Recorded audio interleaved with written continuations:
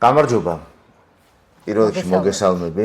ნინი სანადირაძე ყავს ამ ეპიზოდში, მკვლევარი, დოქტორი, მუზეუმების გაერთიანების ყოფილი შეფი, მაგრამ ყოფილს თავი დავანებოთ, ფანტასტიკურ საქმიანობას ეწევა ამჟამად და დღეს რატო ვთხოვი აგვისტოს ამ დღეებში, ესე იგი, თბილისში ჩამოვიყვანე იმისთვის, რომ თქვენთვის გაგვეზიარებინა მისი კვლევის ერთ-ერთი მიმართულება, რომელიც უკავშირდება საქართველოს პოლონურ გამოცემებში და ზოგადად პოლონეთ საქართველოს ურთიერთობებს, იმიტომ რომ ეს იმდენად ჩაკვარახჭინებული კავშირები არის, რომელსაც ჭირდება მეტი ჩაღრმავება და ამოტანა უფრო ზემოთ, რომ ყველამ დაინახოს რეალურად, რომ პოლონეთთან რაღაცა ზედაპირული ურთიერთობა არ გვაქვს და ამ ორ ქვეყანას შორის ბევრი წელია არსებობს ძალიან მჭიდრო და მნიშვნელოვანი კომუნიკაცია და თანამშრომლობა იმ დონეზე, რომ ადგილობრივ მედიაში, პრესაში, ბეჭდურ გამოცემებში ძალიან ბევრი იწერებოდა საქართველოს შესახებ და თითქმის ყოველდღიური პოლიტიკური ამბები მიდიოდა საქართველოდან ევროპაში, აღმოსავლეთ ევროპაში, პოლონეთში. ნინი, ძალიან დიდი მადლობა შენი დროისთვის და მოდი დავიწყოთ, რა იყო შენი კვლევის ძირითადი, ესე იგი, ამოცანა? რა შედეგებამდე მიხვედი? პირველ რიგში ძალიან დიდი მადლობა. ჩემთვის ძალიან სასიამოვნოა ხოლმე თქვენთან ყოველ სტუმრობა და ყველა ის გადაცემა, რომელსაც ამ დროის მანძილზე აკეთებთ. მადლობა. არა მარტო ისტორიული რაკურსისთვის, არამედ დღევანდელი საქართველოსთვის და სამომავლო მეხსიერებისთვის.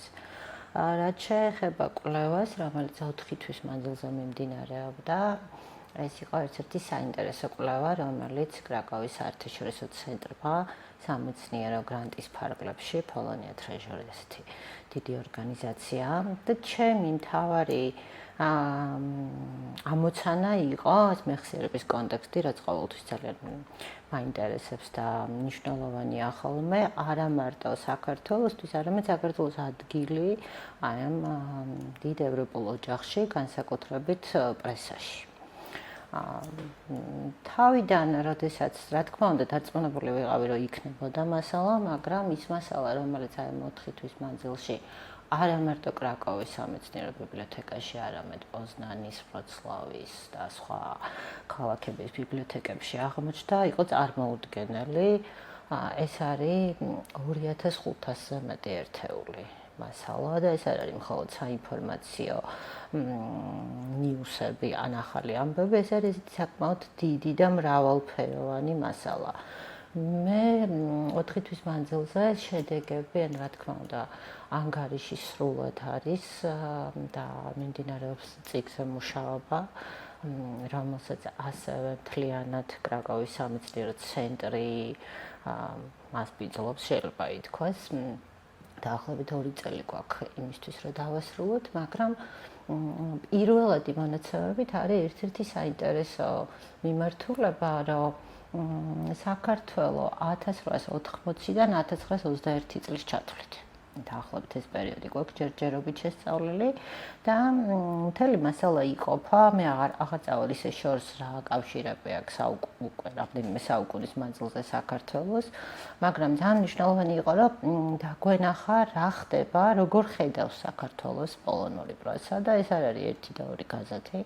იმ პერიოდის პოლონეთი სრულიად სხვა გეოგრაფიულ მოცემულობაშია, სხვა რეალობაშია, ვიდრე დღევანდელი პოლონეთია და მათ აქვთ იმპერიული ძალიან დიდი გამოცდილება, აქვთ სხვადასხვა გეოპოლიტიკური ამოცანები გადასაჭრელი და გაზეთებიც გამოდის როგორც ყოველდღიური, ისე დღეში 2 ჯერ. გამოდის რამდენიმე ენაზე, მათ შორის გერმანულად, პოლონურად და გამოდის ასევე გალიციურ ენაზე და სამივე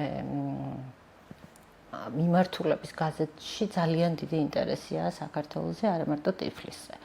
ვარშავსკი კურიერი, რომელიც ერთ-ერთი მთავარი გაზეთია პოლონეთის დღემდე, არა მარტო აქვეყნებს ცნობებს საქართველოზე, არამედ აქვეყნებს ყოველდღიურ მასალებს, მთელი სვეტია დათმობილი იმისი, რომ ყოველდღიური დეპეშები მიდის, რა ხდება თბილისში, მათ შორის კრიმინალურ თბილისთან დაკავშირებით და მათ შორის ისეთ საინტერესო ამბებსაც ჩახვდებით, მაგალითად, რატო გაჩერდა რკინიგზა, რამდენი გრადუსია თბილისში, როგორც ცხელა, მოდის თუ არა სასმელი წყალი, იწმინდება თუ არა მტკვარი და ასე შემდეგ. ანუ ძალიან მრავალფეროვანი. რითია განპირობებული ეს ინტერესი?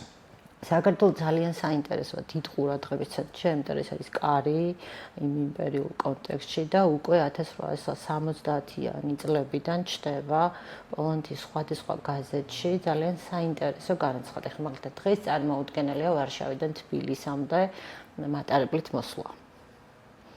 ხო, იმ პერიოდის პოლონურ გაზეთებში ესეთი ტურისტული სააგენტო არსებობს რამდენიმე, ერთ-ერთი მდებარეობს კრაკოვში და ერთ-ერთი პოზნანში და ანუ სამი დიდი ტურისტული სააგენტოა, რომელიც ყიდის ბილეთებს და ბილეთის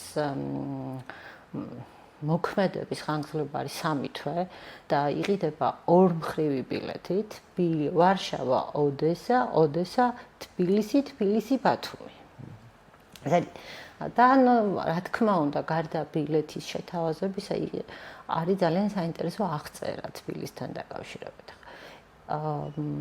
განსაკუთრებით ბათუმია ძალიან საინტერესო, თავისი რკინიგზის ბათუმი უკვე ინდუსტრიული ქალაქია, სადაც როთშილდები, ნობელები და ნავთი და აღარაფერს ვამბობ იმ მასალებზე, რომელიც ეკონომიკურ კურიერში იბეჭდება 3 თვეში ერთხელ, რომელიც გამოდის ვარშავაში და საზოგადოებას აცნობს როგორც ექსპორტის, ისე იმპორტის შესახებ. საქართველოს გარდა პოლიტიკური ინტერესისა, გარდა გეოპოლიტიკური ინტერესისა და გეოგრაფიული ინტერესებისა, მათთვის საინტერესოა ეკონომიკური თვალსაზრისითაც. 1876 წლიდან პოლონეთის თითქმის ყველა გაზეთში არის უწყვეტი რეკლამები ჭავჭავაძის ღვინოებისა. ეს არის ალექსანდრე ჭავჭავაძის ღვინოები და ნუ წარმოუდგენელი ძალიან საინტერესო ეპითეტებით არის ეს ღვინოები შემკული, მათ შორის რამდენიმე ექიმი აკეთებს სარეკლამო ინფლუენსურ განცხადებებს, სადაც წერია, რომ ეს არის სანეტარო ღვინოები. და ნუ აღარაფერს ვამბობ ახლა დღესასწაულთან დაკავშირებით, როგორც არის შობასთან დაკავშირებული ან პოლონურ ოქტომბრის დღესასწაულთან დაკავშირებით კიდევ უფრო მეტი ახლა. საქართველოსთან იმ პერიოდში გადის მადნეული, გადის ცხიმი, გადის ტყავი, ხე ბათუმის პორტიდან და იქიდან შემოდის სამი ქალაქია თავისი სავაჭრო ცენტრით მონიშნული, როგორც არის ტიფლისი, ფოთი და ბათუმი, სადაც პოლონეთი ყიდის სხვადასხვა საგალანტერიო ნივთებს, საოჯახო ნივთებს და მათ შორის პოლონეთ შეიძლება ითქვას მთლიანად დაპყრობილი აქვს ქართული ბაზარი ტყავის ნაწარმით. ხელთათმანები, რაც იმ პერიოდის ერთ-ერთი მნიშვნელოვანი აქსესუარია, მხოლოდ პოლონური ნაწარმი იყიდება. და უამრავი სხვადასხვა მიმართულებით არის მათ შორის ერთ-ერთი საინტერესოა ის გეოპოლიტიკურ და ეკონომიკური ვითარების მიღმა არის ისტორიული კონტექსტისადმი ძალიან დიდი ინტერესი.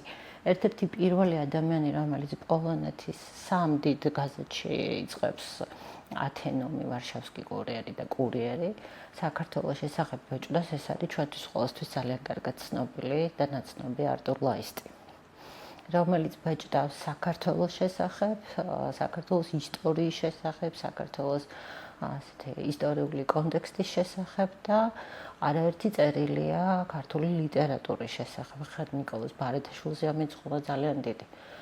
პოლონურ პრესაში ძალიან კარგად იცნობენ ილია ჭავჭავაძეს ჯერ კიდევ სანამ ცოცხალია. აღარაფერს ვამბობ ილია ჭავჭავაძის მკვლელობის გამოხმაურებაზე. იმ პერიოდში 32-მდე გაზეთი აქვეყნებს ძალიან დილას აღამოს ქვეყნდება. ის მთავარი ამბავი, რომელიც თბილისიდან არის მისული, რომ მოკლეს პრინცი ჭავჭავაძე, სად მოკლეს, ძალიან საინტერესოა ასევე გეოგრაფიული მდებარეობა თბილისთან ახლოს, მცხეთასთან ახლოს.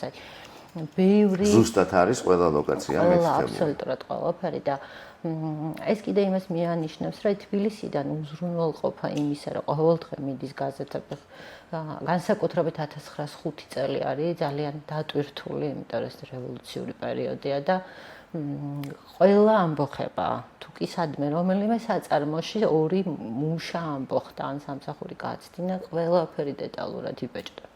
ეს გარდა იმისა რომ ინტერესია ამის უზრუნველყოფა ხო ძალიან მნიშვნელოვანი, ანუ სადეპეშო ქსელია, პოსტა ტელეგრაფი მუშაობს ძალიან კარგად და სრულიად დეტალურად არის აღწერილი პოლონურ პრესაში Siemens-ების ინდოევროპული ტელეგრამის ხაზი, რომელიც გოლოვინის გამზირზე ერთ-ერთი ოფისი მდებარეობს გოლოვინის გამზირზე და ასევე შუქდება, რომ პერიოდულად ამ ოფისში იმართება მიღებები, შეხვედრები და ასე შემდეგ და ასე შემდეგ. 1870 წელს მაგალითად თბილისი ძალიან დიდი ყურადღების ცენტრშია. ინჟინერი ბალუკოვიჩი აკეთებს საცდელ ექსპერიმენტს, სადაც რამდენიმე ვერსის დისტანციაზე თბილისიდან გამოცდას აწყობს ტელეფონისას. ძალიან საინტერესოა, რომ რატო იწყება თბილისში ხო ეს ექსპერიმენტი და უკვე 1880-იან წლებში თბილისში 170 აბონენტი არსებობს სატელეფონო და ეს არ არის მხოლოდ მარტო ინდუსტრიული, ანუ საყოფაცხოვრებო პირადი ტელეფონებიც არსებობს და ერთ-ერთი ამის ძალიან საინტერესო მაგალითია ილია ჭავჭავაძის სახლი, სადაც არა მარტო ვიცით, რომ ტელეფონი არსებობს, ნომერიც ვიცით, რომ ეს იყო 227 ნომერი.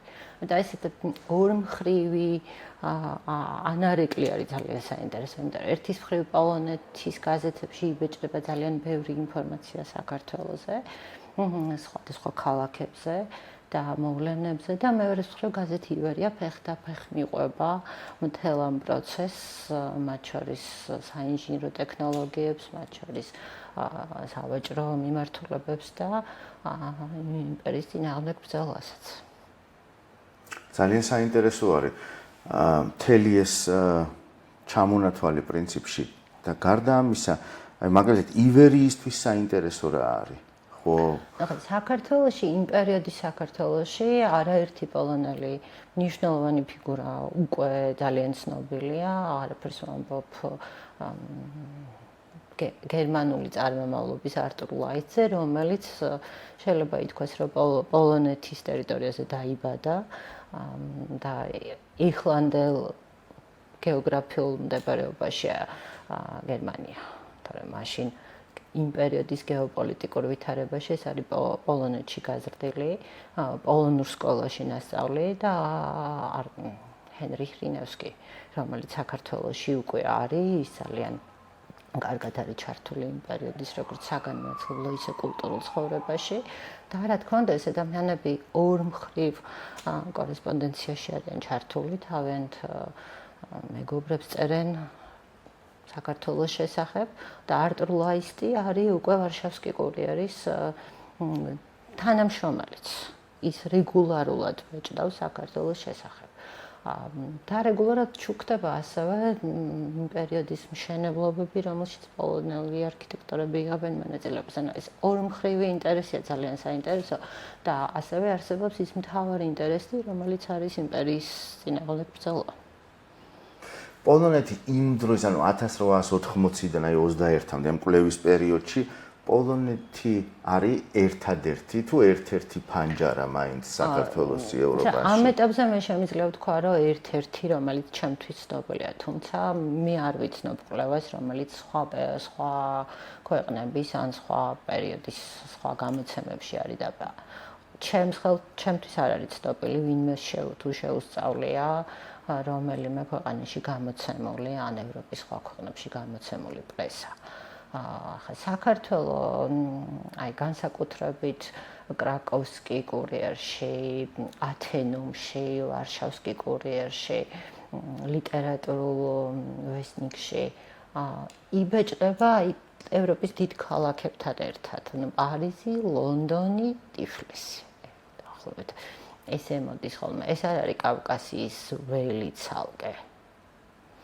და 1917 წლის შემდეგ უკვე კიდევ უფრო განსაკუთრებული ინტერესია რევოლუციის შემდეგ და 1918 წლიდან საქართველოს უკვე როგორც დამოუკიდებელი სუბიექტი, სუვერენული სუბიექტი და მისადმი ინტერესი კიდევ უფრო განსაკუთრებული ჩანს. თუმცა ასევე ერთ-ერთი საინტერესო შეიძლება ითქვას აღმოჩენა, შეიძლება იყოს ითქვას, რომ ესეთი მიგნება არის უკვე 1921 წლიდან, როდესაც საქართველოს კარგავს დამოუკიდებლობას, იმ დღიდან არის ესეთი დიდი თავზარდამცემი განცხადებები პირველ გვერდზე იბეჭდება თითქმის ყველა გაზეთში, რომ საქართველოს დაკარგა დამოუკიდებლობა და ამ ეტაპზე უკვე პოლონურ პრესაში გამოდის ესეთი საინტერესო ფიგურა, როგორც არის სერგო ყურულაშვილი, რომელიც საქართველოს საკონსულოს თანამშრომელია პოლონეთში, ის რჩება პოლონეთში და იწყებს ძალიან დიდ მოძრაობას, რომელიც არის ანტისაბჭოთა, ანტიბოლშევიკური მოძრაობა, ანტირევოლუციური მოძრაობა. უკვე 1923 წელს ბიალისტოკში არსებს სერგო ქართველთა კონგრესს და იწვევს სამ დიდ კონგრესს, სამი კონგრესის ჩატარება მოასწრო მან და არსებს ასევე ყოველდღიურ გამოცემას, რომელიც ძალიან ცოტა ხანი გამოდიოდა ამირანი. პოლონურ პრესაში ყურულაშვილის შესახებ არის რამდენიმე სხვადასხვა ტიპის ინფორმაცია გაბნეული, როგორც ექიმი, როგორც ინჟინერი, როგორც ისტორიკოსი, პოეტი, მხატვარი. და საბოლოოდ ამ ინფორმაციების შეჯერებისას აღმოჩნდება, რომ ეს ადამიანი მართლა ყველაფერს აკეთებს, არის ერთ-ერთი პირველი სკეჩების ჟურნალის გამომცემელი, აქვს 2 პროზაული ნაწარმოები გამოცემული, აქვს პოეტური კრებული, რომელსაც მთვრალი ვარდები და ძალიან საინტერესო ტიპია, მაგრამ ყველაზე მნიშვნელოვანი არის, რომ ის ყველა ქალაქში პოლონეთის იმ პერიოდის ყველა დიდ და პატარა ქალაქში დადის და აფიშებია, განცხადებებია გაზეთებში, რომ ხვალ გაიმართება სერგო ყურულაშვილის საინტერესო ლექცია წითელი რევოლუციის შესახებ, ან ბოლშევიზმის საფრთხეების შესახებ, ან ევროპას რო ახალი საფრთხე აქვს ამის შესახებ და გარდა აი ამ მოხსენებისა ან დისკუსიისა, ის ასევე აჩვენებს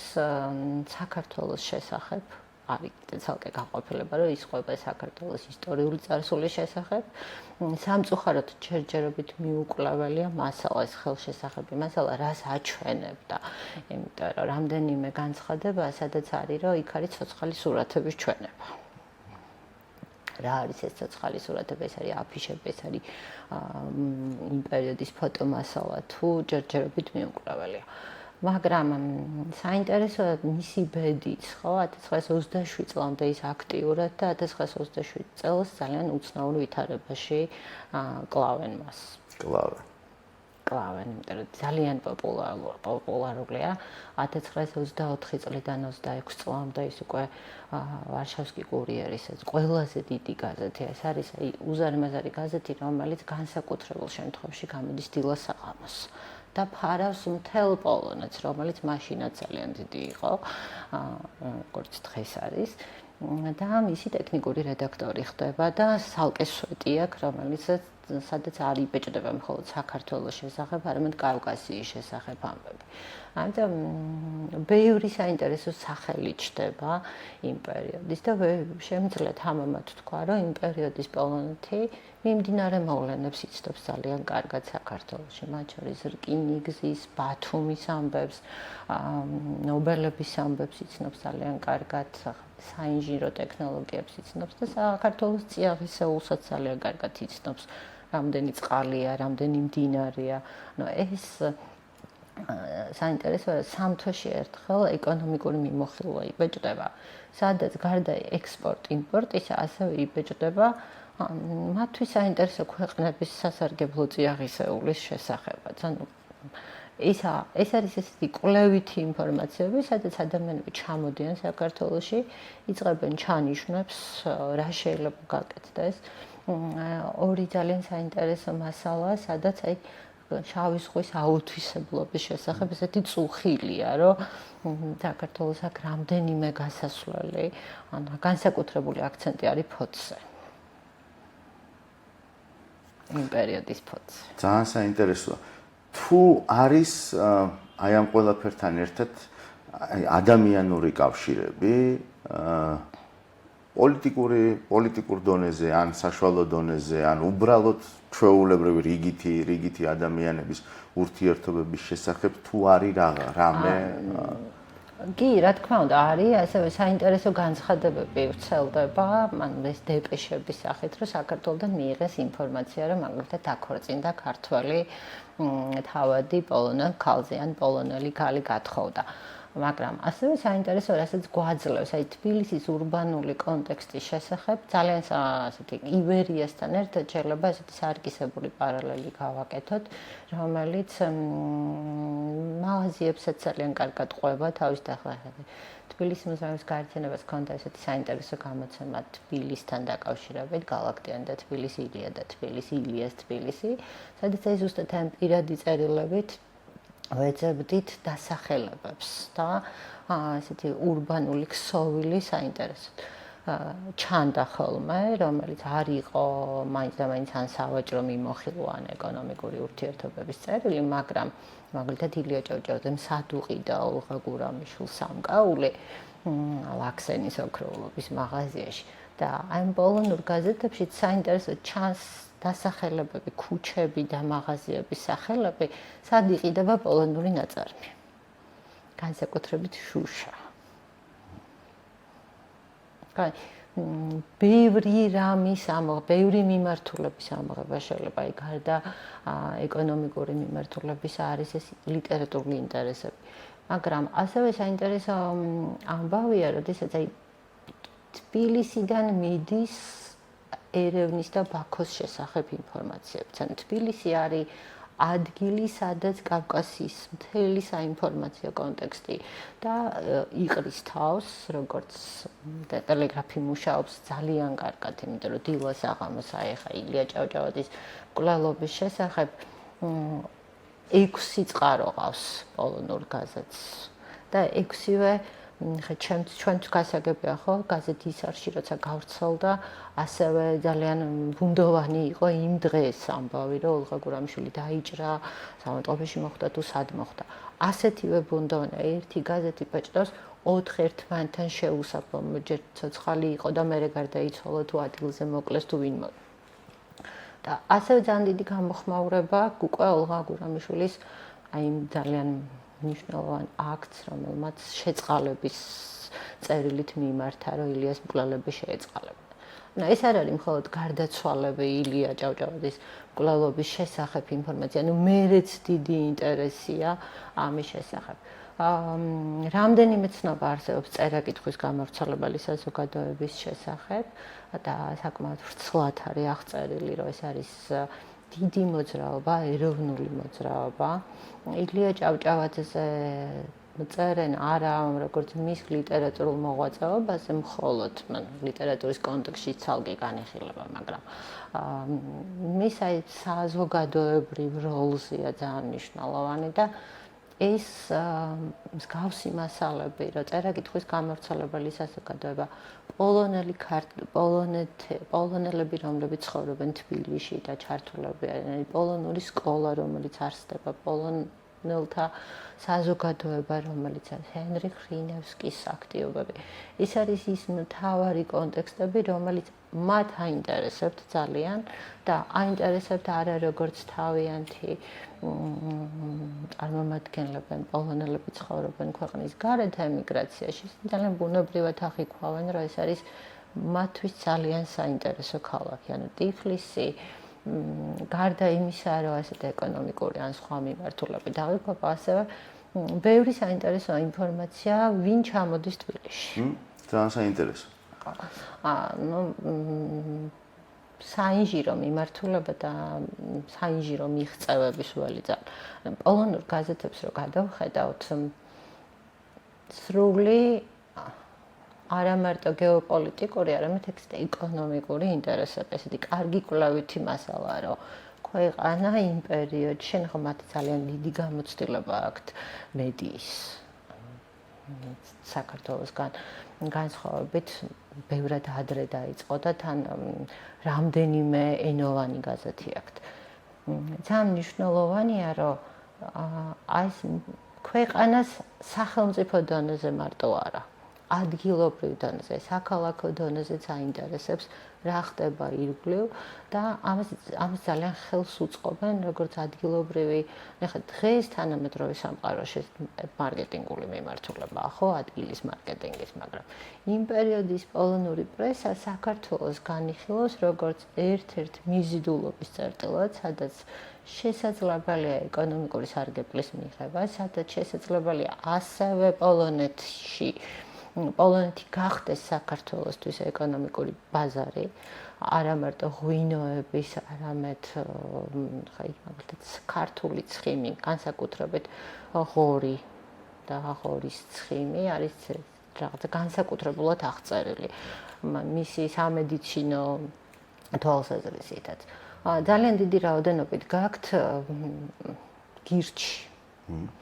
და ათენოს აქ თავისი სამედიცინო დამატება, სადაც აი გირჩის მურაბა იყვნენ ჩამოსულები, ან ახეს ბორჯომ ხარაგაულის ნაკრძალში და მთელი ამბავია საქართველ სამკურნალო მცენარეებზე ცალკე რომ ძალიან მნიშვნელოვანი ფლორა და ფაუნა, მაგრამ სამკურნალო მცენარეები და მათ შორის რეცეპტები, ცაცხვი პოლონეთში არანაირად არ არის გასაკვირი, ძალიან ბევრი აქვს თითანაც, მაგრამ ჩვენ როგორ ვიყენებთ, აღმოჩნდა რომ იმ პერიოდის საქართველოში ცაცხვის მურაბა კეთდება. ხო, ჩვენამდე ის ცნობა ყოველ შემთხვევაში მე არსად არ შემხვედრია დაბეჭდილი ეს ზებირი ისტორიები შეიძლება არსებობს, მაგრამ აი დაბეჭდილ მასალას არ შევხვედრია. თუმცა არ არის ფოტომასალა. გაზეთებში ნაკლებია. ზოგადად იმ პერიოდის გაზეთები არ გამოდის, რადგან იბეჭდება ყოველ დღე და ძალიან ბევრი დილა საღამოს არ არის ფოტომასალით მდიდარი. თუმცა ეს კვარტალური ლიტერატურული დამატებები იქ არის ჩანახატები. ერთი კითხვა თვითონ პოლონეთის ხედვაზე თბილის, ანუ საქართველოსთან მიმართებით გეოპოლიტიკურ ჭრილში. რას ხედავენ, რაღაც გასასვლელს ხედავენ, უფრო დიდ გზას ხედავენ, თუ აი რახანთან ზღვაც რახან არის ნახსენები. ჩვენ ძალიან მივაჩვიეთ ამ დერეფნის კონტექსტს, თუმცა არაერთმა მკვლევარმა და ბევრმა საინტერესო ადამიანმა აღნიშნა, რომ დერეფანი არ არის ის, რაც შეიძლება იყოს სახელმწიფო, ხო? დერეფანი არის, სადაც ადამიანი არ ჩერდება. ანუ გასავლელი. პოლონეთი იმ პერიოდის საქართველოს პარტნიორად განიხილავს, პირდაპირ შეიძლება ითქვას, საერთო ბრძოლაში ხედავს იმპერიასთან ბრძოლის კონტექსტში, თუმცა იმდენად ხშირად არის საქართველოს ისტორიული კონტექსტი, მათ შორის რელიგიური კონტექსტი, რამდენიმე დიდი მასალაა, სადაც აი საქართველოს უძველესი ისტორიიდან, აი გაქრისტიანების პერიოდიდან იწყება, წმინდა ნინოს შემოსვლიდან იწყება ისტორია. ანუ ის არანაირად არ განიხილავს, რომ საქართველოს ტიფლისი არის ქალაქი, რომელიც მე-19 საუკუნეში, თუმცა ბათუმს განიხილავს ასე მთლიანად ინდუსტრიულ კონტექსტში, სადაც და ესეც არის, ხო, ანუ პორტო-ფრანკოს პერიოდიდან მოყოლებული ბათუმს განიხილავს ქალაქს, რომელიც იწყებს შენებას, რომელიც არის ნავთობისთვის ძალიან საინტერესო, რომელიც არის სხვა.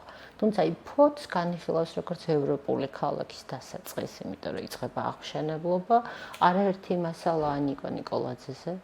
არა მარტო ფოთთან დაკავშირებით, არამედ მის ზოგადად მოღვაწეობასთან და იმ უცხოელ, არა მარტო პოლონელ, აი სხვა უცხოელ არქიტექტორებთან, რომლებიც მუშაობენ. ან თბილისი თავისთავად აი არქიტექტურული კონტექსტითაც ძალიან საინტერესოა, აი სახელოვნებო მიმართულებით. თუმცა დაახლოებით 4-5 საინფორმაციო სააგენტოს ამოღება შეიძლება ამ კონტექსტით, სადაც ფოსტატელეგრაფი მუშაობს და ჩვეულებრივ როიტერის ტიპის დღეს რაც ჩვენ ვიცით, როიტერი უკვე მუშაობს კავკასიაში. როდის ჩერდება ტელეგრამის ეს მიმოსვლა? ჩემი კვლევა 21 წლის ჩათვლით არის, თუმცა გრძელდება. ჯერ ძალიან ადრეა ვთქვათ, როდის ჩერდება, ან როდის აღარ არის საქართველოს შესახებ მასალა და დაწყებულია 1870 წლიდან. თუმცა დაგეგმილია, რომ ერთ-ერთი ეტაპი იყოს 70 წლამდე. რომ ნახოთ საიდან იწყება.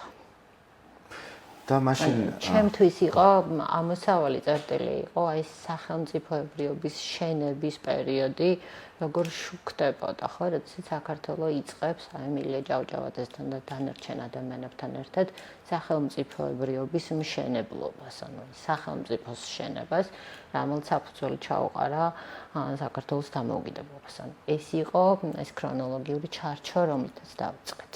რჩება შთაბეჭდილება, რომ თითქოს აი იმდენად მოწყურებულად სწავლობენ საქართველოს, რომ რაღაცა გაკვეთილს სწავლობენ თუ რაღაცისთვის ემზადებიან? იცით რა, გაკვეთილად ვერ შეიძლება. თვალის წორზე განიხილავენ, იმიტომ რომ მათაც აქვთ, ხო, კრაკოვს სრულიად სხვა პრობლემები აქვს იმ პერიოდში, ხო, რომელიც მიუხედავად ამ თავისი ვარშავა როგორც პოლონეთის დედაქალაქი ჯერ არ არსებობს, ხო, კრაკოვი არის ყოფილი დედაქალაქი.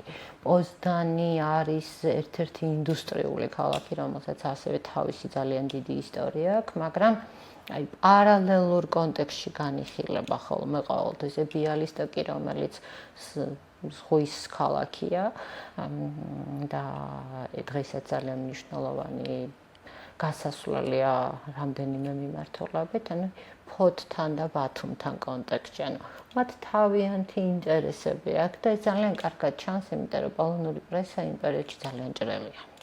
ეს არ არის ერთი ცენტრალიზირებული გამოცემა, ან ერთიანი პოლიტიკური სურათი, რო ჩანს, ან ერთიანი კულტურის პოლიტიკა, რო ჩანს. არის, ანუ ერთ-ერთი ყველაზე საინტერესო ამოცანა ამ კვლევის ფარგლებში იყო დასახელებების დადგენა. ანუ ტიფლისი, ახლა ჩვენ ვიცით ხო რა თბილისი, ტიფლისი, თბილისი და არის სხვადასხვა კიდე ბევრი სხვა დასახელება, ხო? ეს საინტერესო იყო, როგორ მოიხსენებენ ბარათაშვილს, ილია ჭავჭავაძე ხშირად არის როგორც პრინცი ჭავჭავაძე ნახსენები და არა ილია ჭავჭავაძე. თუმცა სარეკლამო განცხადებები, რომელიც ჭავჭავაძეების ვენახებიდან არის, ეს არის ალექსანდრე ჭავჭავაძე, იმიტომ რომ პირდაპირ არის, რომ ეს არის კახეთის ღვინო.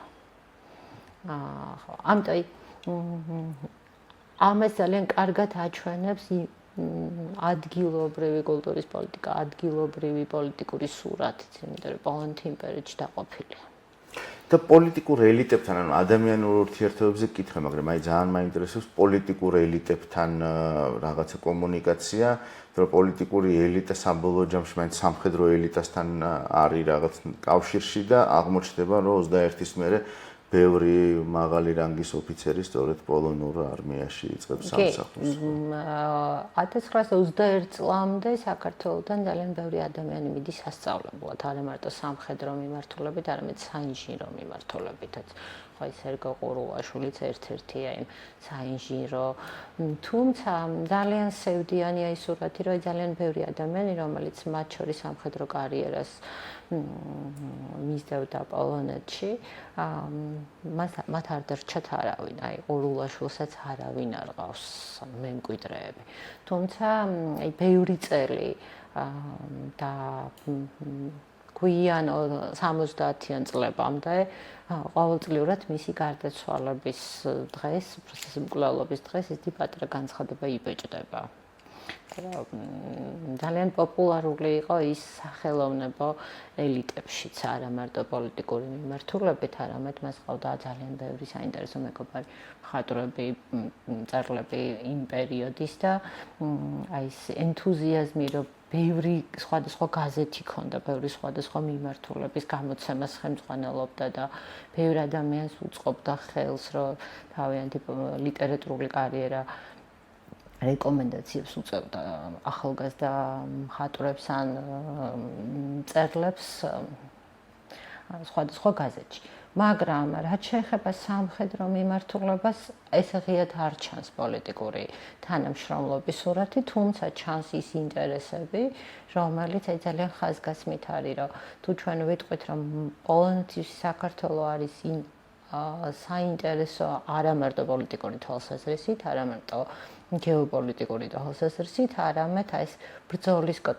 ეს არის ყოველთვის მაგალითი, რომ ისინი არ არიან მარტო, სხვაგანაც ხდება და სხვა უძველეს ხალხებშიც ხდება, რომლებსაც თავიანთი ისტორია აქვთ.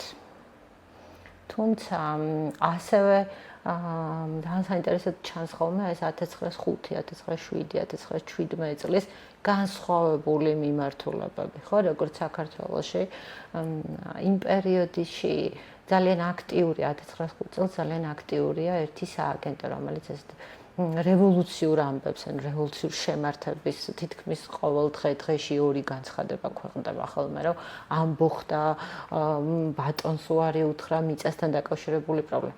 On parallelურად პოლონური ამბებიც ესე ვრცელდება. რევოლუცია მაინც ძალიან მნიშვნელოვანი გამოძახილია და ექვა დიდი მოვლენაა, ახლა რა თქმა უნდა, ჩვენ როგორც არ უნდა შევაფასოთ დღეს იმ პერიოდის მსოფლიოსთვის ყოველთვის დღევანდელი გადასახედა, როცა ვსაუბრობთ, კონტექსტია ხოლმე ხო ძალიან მნიშვნელოვანი. იმ პერიოდის კონტექსტისთვის ძალიან მნიშვნელოვანია, იმიტომ რომ პოლონეთი არ არის ერთიანი ჯერ. გალიცია თავისი განსაკუთრებით აი გალიციურ გაზეთებში მიუხედავად იმისა, რომ ისინი იბეჭდება პოლონურად, მას აქვს თავისი განმასხვავებელი. გარდა გალიციური ენისა, განმასხვავებელი ნიშნებით იბეჭდება პოლონური მასალა. რამდენიმე ასოა, რომელიც მნიშვნელოვანია, რომ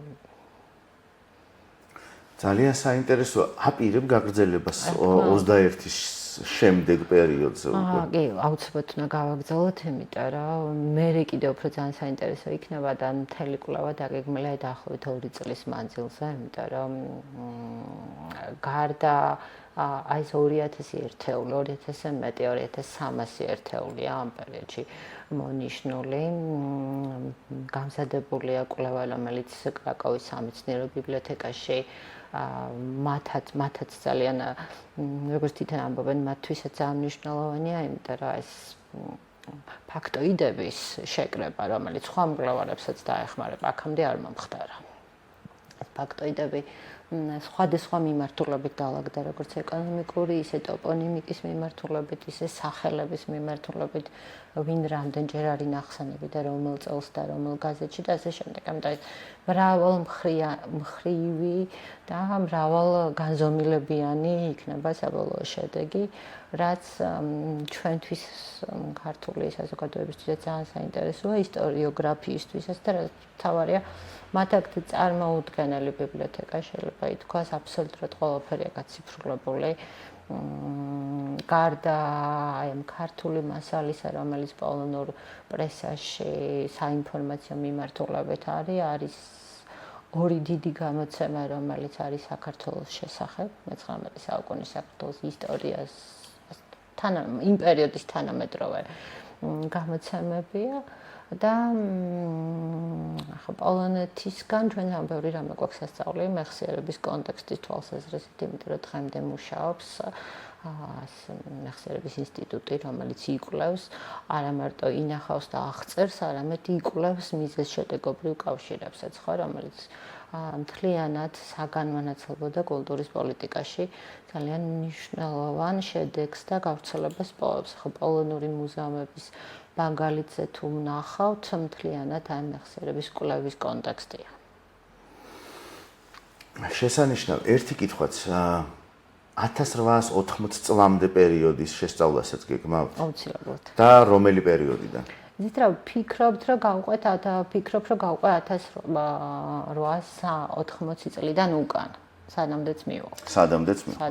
ძალიან საინტერესო პერიოდია. ძალიან მნიშვნელოვანია, საიდან დაიწყო ეს ყველაფერი. ნინი, უღრმესი მადლობა. წარმატებები ამ ძალიან მნიშვნელოვან კვლევაში და თუ არ გავუკადნიერდები, ნება მომეცით, რომ რაღაც პერიოდულად დაგეწიოთ ხოლმე და გამოგკითხოთ ამბები, გაგვიზიაროთ ჩვენ და ჩვენ მაყურებელს ამ შესანიშნავი კვლევის შესახებ. მადლობა კიდევ ერთხელ.